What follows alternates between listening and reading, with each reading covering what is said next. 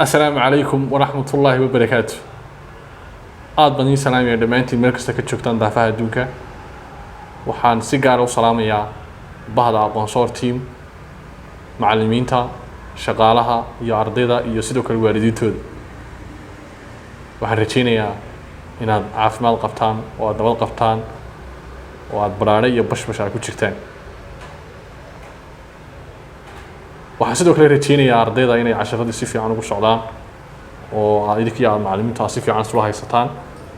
si fiican ula socotaan casharadeeda si fiican aad uga faa'iideystaan waqtigiina waxaan doonayaa inaan maanta fursadan aan uga faa'iideysto oo aan muuqaalkan mar labaad xasuusiyo ardayda aan weli waqtigooda ka faa'iideysan ee aan weli isku dayin inay nagu soo biiraan waxaa jira saad ogeydeen bishan bilowgeedii waxaanu qaadanaynay arday iyo fasallo cusub oo maadada ama luqadda ingiriisiga iyo maadada xisaabta ah isdiiwaangelinta waxay ku ekeyd kowda bisha codsiyo ka yimiya arday fara badan oo meelo kala duwan nagala soo xidhiidhay waxaan maanta doonaynaa inaan idinku bishaarayno oo aan mar labaad idinka faa'iideyno waqtigiiga oo aanu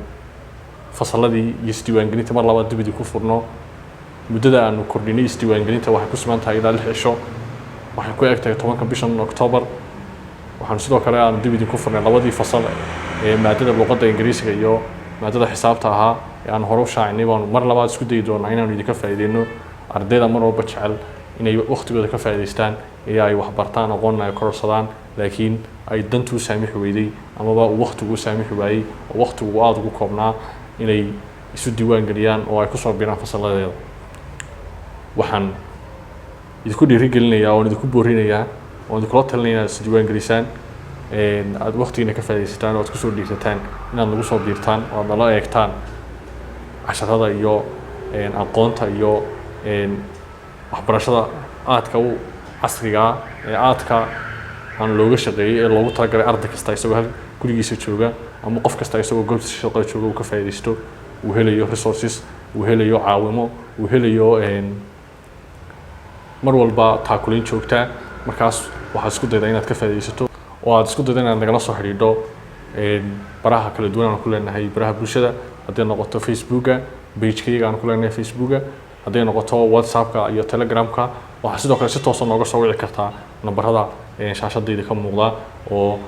xafiiska aad si toos ah u soo wici karto